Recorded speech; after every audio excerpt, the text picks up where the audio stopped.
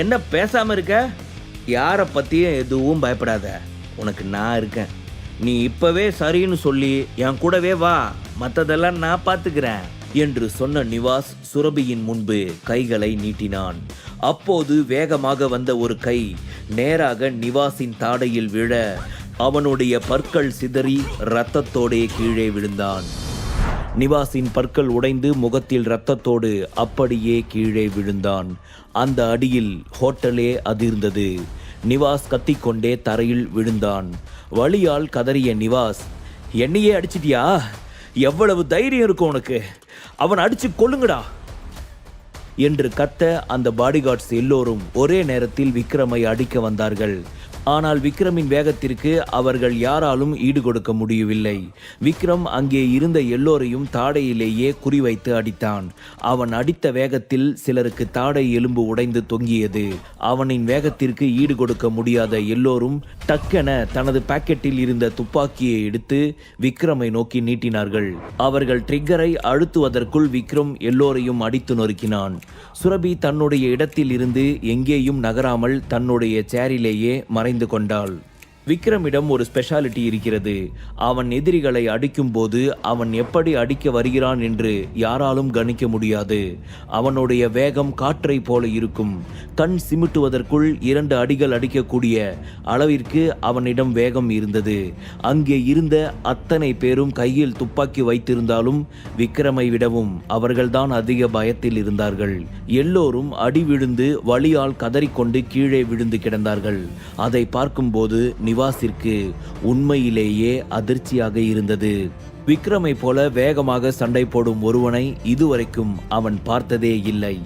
நிவாஸ் வலியில் கதறிக்கொண்டே, கடவுளே என்று கத்தியபடி, யார் நீ என்று விக்ரமை பார்த்து கேட்டான். அவன் கண்கள் பயத்தில் நிறைந்து இருந்தது.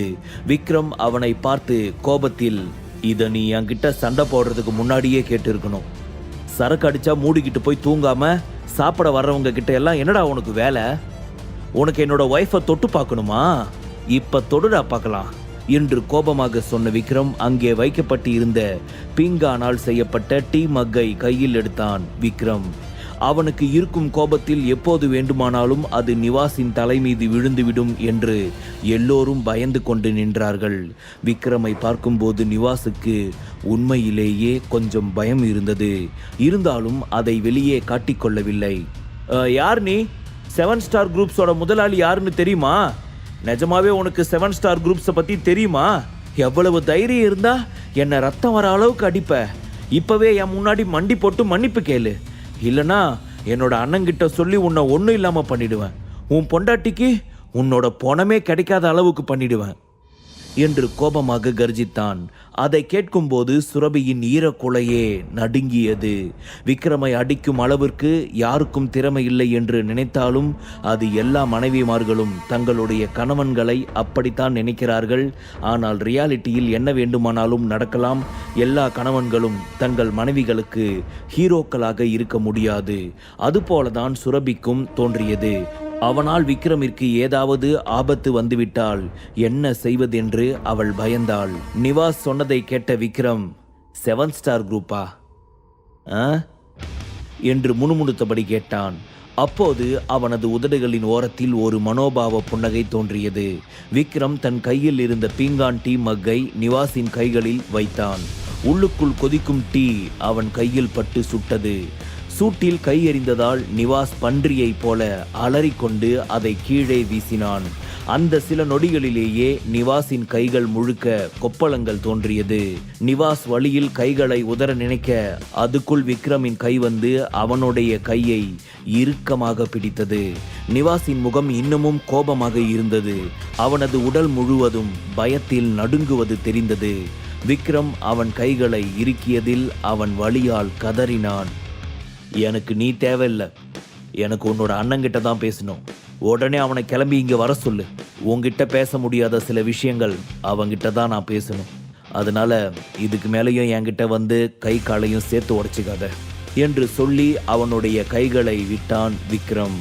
உடனே சில அடிகள் பின்னால் சென்ற நிவாஸ் வலியில் தன் கைகளை வேகமாக உதறினான். அவனுடைய முகம் கோபத்திலும் பயத்திலும் இருப்பது போல தெரிந்தது. உன்னை என்று சொல்லி ஏதோ திட்ட வந்த நிவாஸுக்கு அடுத்து என்ன பேசுவது என்று தெரியாமல் அவன் குரல் நடுங்கியது. அவன் கோபத்தில் விக்ரமையே முறைத்தபடி நின்று இருக்க பக்கத்து டேபிளில் வைத்திருந்த வெந்நீரை எடுத்து அவனுடைய கொப்பளங்கள் நிறைந்த கையில் மீண்டும் ஒரு முறை ஊற்றினான் விக்ரம். உனக்கு என்ன பைத்தியமா? நான் யாருன்னு தெரியாம விளையாண்டுகிட்டு இருக்க. நிச்சயமா உன்னை கொல்லாம விட மாட்டேன் பாரு என்று வெறியோடு கத்தினான் நிவாஸ். ஆனால் விக்ரம் எதுவும் பேசாமல் அவனை பார்த்து கூலாக சிரித்தான். அந்த சிரிப்பில் நிவாஸிற்கு இன்னமும் கோபம் அதிகமானது. என்னோட பலம் தெரியாம என் கூட விளையாண்டுகிட்டு இருக்க. நிச்சயமா உன்னோட சாவு என்னோட கையில தான். அதை யாராலையும் மாற்ற முடியாது என்று கோபமாக சொன்னான் நிவாஸ். உடனே விக்ரம் சலித்தபடி தலையில் கை வைத்து கொண்டு, இன்னொரு தடவை நீ ஏதாச்சும் பேசுன உன்னோட வாயில் இருக்கிற கொஞ்சம் பல்லும் கீழே விழுந்துடும் என்று சொன்னான் விக்ரம்.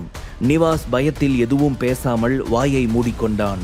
அவனுடைய கண்களில் விக்ரம் மீது இருக்கும் பயம் அப்பட்டமாக தெரிந்தது.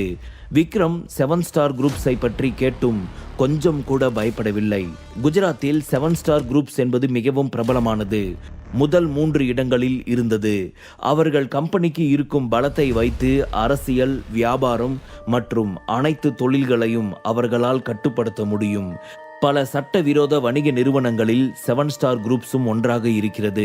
அந்த கம்பெனி மொபைல் போன்களை உலக அளவில் அதிக விற்பனை செய்து தந்து பிராண்டுக்கென்று ஒரு நட்பெயரை ஏற்படுத்தியிருக்கிறது. ஆனால் இங்கே விக்ரம் அப்படி எந்த பெரிய பின்னணியையும் பொருட்படுத்தாமல் இருப்பவன் நிவாஸ் சுரபியை தொடப்போகிறான் என்று சொன்னவுடன் அவன் கைகளையும் முகத்தையும் அசைக்க முடியாதபடி செய்தான் விக்ரம். அந்த நேரத்தில் பதட்டமாக ஹோட்டலுக்குள் ஓடி வந்த சதீஷ், என்னாச்சு, என்ன நடந்துச்சு என்று பதட்டத்துடன் கேட்டான். அப்பா, நிவாஸ் குடிச்சிட்டு வந்து நம்ம விக்ரம் சார் கூட பிரச்சனை பண்ணினாரு என்று சொன்ன லலித்யா அவனை பயத்துடன் பார்த்து அங்கே நடந்த எல்லாவற்றையும் சொன்னாள். அவள் பார்வையில் விக்ரம் ஒரு பரிபூரணமானவன், கிருஷ்ணா குடும்பத்தில் தலைவன் மட்டும் இல்லாமல் பல இடங்களில் சொத்துக்களும் பல அந்தஸ்துகளையும் கொண்டவனாக விக்ரம் இருந்தான்.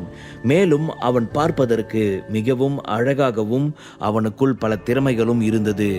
இந்த மாதிரி எல்லாத்துலேயும் பர்ஃபெக்டான ஆளு வேற எங்க கிடைக்க போறாங்க என்று லலித்யா விக்ரமை பார்த்து மனதிற்குள் நினைத்து கொண்டு இருந்தாள். அங்கே அவ்வளவு பெரிய கலவரம் நடந்தும் அவளுடைய கண்கள் விக்ரமை பார்த்து மயங்கியது. டே சதீஷ், யாருடா இவன்? இவன் என்ன உங்க ஹோட்டலுக்கு கெஸ்டா இருந்தா என்ன வேணாலும் பண்ணுவானா? என்னை இந்த நிலைமைக்கு கொண்டு வந்து விட்டுருக்கான் பாரு. அவனுக்கு தான் என்னை பத்தி தெரியாது, உனக்கு தெரியும்ல. உங்களுக்கெல்லாம் என்ன பார்த்தா அவ்வளவு இலக்காரமா போச்சுல. இதுக்கெல்லாம் சேர்த்து வச்சு நான் என்ன பண்ண போறேன்னு மட்டும் பாரு என்று சதீஷை தன் வயதில் மூத்தவன் என்று கூட பார்க்காமல் கண்டபடி திட்டினான் நிவாஸ். அவன் கண்களில் கோபத்தை விடவும் தான் இவ்வளவு பெரிய ஆளாக இருந்தும் எதுவும் செய்ய முடியாமல் போய்விட்டதே என்ற இயலாமைதான் அதிகமாக இருந்தது. நிவாஸ் பேசியதை கேட்டதும் சதீஷின் முகபாவமே மாறியது. அவன் நிவாஸ் பேசியதை கொஞ்சமும் கண்டுகொள்ளாமல் நேராக விக்ரமின் அருகில் வந்து தலைகுனிந்து நின்றான். I am very sorry mister Vikram, இப்படியெல்லாம் நடக்கும்னு நான் கொஞ்சம் கூட எதிர்பார்க்கல. இங்கே நடந்த எல்லாத்துக்கும் நான் உங்ககிட்ட மன்னிப்பு கேட்டுக்கிறேன் என்று முகத்தில் வழிந்த வியர்வையை துடைத்து கொண்டே சொன்னான் சதீஷ். இன்று விக்ரமின் முன்பு ஒரு அபிப்பிராயத்தை ஏற்படுத்த வேண்டும் என்று நினைத்தான். ஆனால் அந்த வாய்ப்பை ஆரம்பத்திலேயே தனது மகளை பற்றி அவனிடம் சொல்லி பாதியாக குறைத்து விட்டான். இருந்தாலும் விக்ரம் இங்கே இருந்து போவதற்குள் எப்படியாவது அவன் மனதில் ஒரு நல்ல இடத்தை பிடிக்க வேண்டும் என்று நினைத்தான். ஆனால் திடீரென்று எங்கிருந்தோ வந்த நிவாஸ் இப்படி எல்லாவற்றையும் மாற்றுவான் என்று கொஞ்சமும் நினைத்து பார்க்கவில்லை. விக்ரம் கோபத்தில் ஏதாவது செய்துவிட்டால் என்ன செய்வதென்று சதீஷ் மிகவும் பதட்டமானான். ஆனால் விக்ரம் பெரிதாக எதுவும் அலட்டிக் கொள்ளாமல், யார் இந்த பைத்தியக்காரன், இவனை உங்களுக்கு முன்னாடியே தெரியுமா என்று கேட்டான். சதீஷ் நெற்றியில் வழிந்த வியர்வையை துடைத்து கொண்டு, மிஸ்டர் விக்ரம், நிவாஸ் 7 ஸ்டார் குரூப்ஸோட 3வது தலைமுறை ஆளு. அவர் இப்போ டிபார்ட்மெண்ட் ஆஃப் இண்டஸ்ட்ரிக்கு தான் பொறுப்பாக இருக்கிறாரு. அதே நேரத்தில் 7 ஸ்டார் குரூப்லையும் இருக்கிறாரு. ஒரு தடவை அவர் அண்ணன் கூட இந்த ஹோட்டலுக்கு வந்தார்.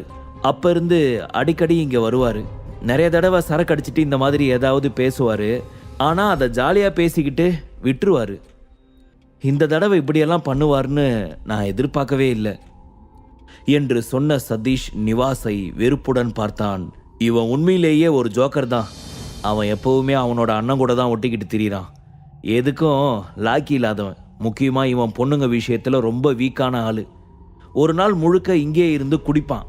நிறைய மாடல்ஸ் எல்லாம் ஹோட்டல் ரூமுக்கு கூட்டிட்டு வந்து ஸ்டே பண்ணுவான். இங்கே வர கெஸ்ட் எல்லாம் எப்பவும் தொந்தரவு பண்ணிக்கிட்டே இருப்பான். இது எல்லாமே எனக்கு தெரிஞ்சும் எதுவும் பண்ண முடியாத நிலைமையில தான் நானும் இருக்கேன். ஆனால் இதெல்லாம் விக்ரம் கிட்ட சொல்லி அவருக்கு நிவாஸ் மேலே கோவத்தை தூண்டிவிட முடியாது. அப்படி நடந்தா கண்டிப்பாக விக்ரம் நிவாஸை கொன்னுடுவாரு என்று நினைத்து கொண்டே நிவாஸை பார்த்து கொண்டு இருந்தான் சதீஷ். அதற்குள் நிவாஸ் வழி தாங்க முடியாமல் அங்கே இருந்த சரக்கை எடுத்து குடித்துவிட்டு செத்த நாயை போல அப்படியே தரையில் விழுந்து கிடந்தான். 7 ஸ்டார் குரூப்ஸ் உலக தரத்தில் பெயர் பெற்ற ஒரு குழுவாக இருக்கிறது. ஆனால் அந்த நிறுவனம் எப்படி இப்படி எதற்கும் உதவாத ஒருவனை வைத்திருக்கிறது என்று விக்ரமிற்கு ஒன்றுமே புரியவில்லை. டக்கென எழுந்த நிவாஸ் கோபமாக சதீஷை பார்த்து, டேய் சதீஷ், அவங்கிட்ட என்னடா டீலிங் பேசிக்கிட்டு இருக்க? என் அண்ணனுக்கு மெசேஜ் பண்ணியிருக்கேன். இன்னமும் கொஞ்ச நேரத்தில் எல்லா ஆளுங்களையும் கூட்டிக்கிட்டு இங்கே வருவான். அதுக்கப்புறம் நீங்கள் எல்லாம் காலிடா. உன்னையும் என்னையும் அடித்தவனையும் கொன்னுட்டு அந்த 2 பொண்ணுங்களையும் நான் என்ன பண்ணுறேன்னு மட்டும் பாருங்கடா. இந்த நிவாஸ் யாருன்னு உங்களுக்கு எல்லாம் காட்டுறேன் என்று போதையில் சதீஷை பார்த்து உளறினான். அதை கேட்கும்போது விக்ரமின் கண்கள் இன்னும் அதிகமாக கோபத்தில் சிவந்தது. ஒரு ஆழமான பெருமூச்சை விட்டுக்கொண்டு, சதீஷ், இதுக்கு மேலே என்னால் இவன் பேசுறதெல்லாம் கேட்டுக்கிட்டு இருக்க முடியாது என்று சொன்னான். இவன் தான் இப்படி எதுக்கும் உதவாத ஆளா இருக்கான். ஆனா இவரோட அண்ணன் ஹேமந்த் ரொம்ப நல்லவர். அவருக்காக தான் நான் யோசிக்கிறேன். உங்க லெவலுக்கு நீங்க அவங்கிட்டெல்லாம் போகலாமா? இருங்க, நான் பார்த்துக்கிறேன் என்று சொன்னான் சதீஷ்.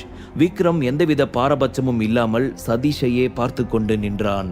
உடனே சதீஷ் அருகில் இருந்த ஒரு பாடிகார்ட்ஸிடம் இருந்து இரும்பு கம்பியை கையால் எடுத்தான். தனது மங்கலான கண்ணால் சதீஷ் தன்னை நோக்கி இரும்பு கம்பியுடன் வருவதை பார்த்த நிவாஸ், சதீஷ், என்ன பண்ண போற?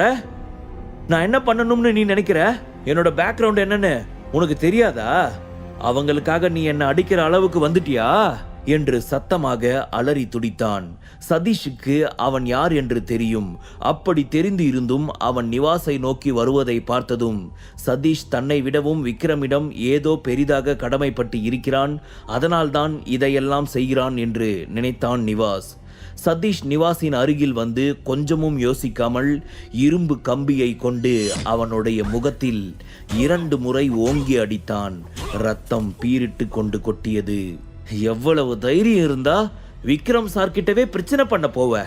உனக்கு அந்த அளவுக்கு தைரியம் வந்துருச்சா என்று சொல்லிக்கொண்டே அடித்தான் சதீஷ். அவன் இப்படியெல்லாம் நடந்து கொள்வான் என்று கொஞ்சமும் எதிர்பார்க்கவில்லை. ஏற்கனவே கை கால் எலும்புகள் முறிந்து வழியில் எதுவும் செய்ய முடியாமல் படுத்துக்கொண்டு இருந்த நிவாஸின் பாடிகார்ட்ஸ் எல்லோருமே நிலைமை கைமீறி போய்விட்டது என்று தெரிந்து எதுவும் பேசாமல் அதே இடத்தில் படுத்துக்கொண்டார்கள். சொந்த இடத்திலேயே இப்படி ஒரு பிரச்சனை நடக்கும்போது இந்த விஷயத்தில் தான் தலையிடாமல் இருந்து விக்ரமை சமாதானப்படுத்தவில்லை என்றால் காலத்திற்கும் விக்ரமின் முன்பு முகம் காட்ட முடியாது என்று நினைத்தான் சதீஷ். 7 ஸ்டார் குரூப்ஸ் என்பது மிகப்பெரிய அந்தஸ்தில் இருக்கும் ஒரு நிறுவனம். அவர்களும் கிருஷ்ணா குடும்பத்தை விடவும் எந்த விதத்திலும் குறைந்தவர்கள் இல்லை. ஆனால் நிவாஸ் 7 ஸ்டார் குரூப்ஸுக்கு சொந்தக்காரனாக இருந்தாலும் விக்ரமுடன் போட்டி போடுவது தவறென்று சதீஷ் நினைத்தார். சதீஷ் நிவாஸை அடித்துவிட்டு கையில் இரும்பு கம்பியோடு நின்று கொண்டிருந்த நேரத்தில் ஹோட்டலில் கதவு வேகமாக திறந்தது. அங்கே சூட் அணிந்து கொண்டு சில பாடிகார்ட்ஸ் உள்ளே நுழைந்தார்கள். அவர்களுக்கு நடுவே கோட் ஷூட் அணிந்து கொண்டு ராயல் லுக்கில் ஹேமந்த் உள்ளே நுழைந்தான். அவன் பார்ப்பதற்கு மிகவும் அசாதாரணமாக இருந்தான். அவனுடைய பார்வை விஷத்தை போல ஆபத்து நிறைந்ததாக இருந்தது. அவன் பார்வையிலேயே பாதி பேரை பயமுறுத்தும் அளவிற்கு பயங்கரமான ஆளாக இருந்தான். அவர்கள் உள்ளே வந்ததுமே முகம் முழுக்க இரத்த காயங்களோடு இருந்த நிவாஸ் தடுமாறிக்கொண்டே மெதுவாக எழுந்து நிற்க 2 பேரும் வேகமாக வந்து அவனை பிடித்து கொண்டார்கள்.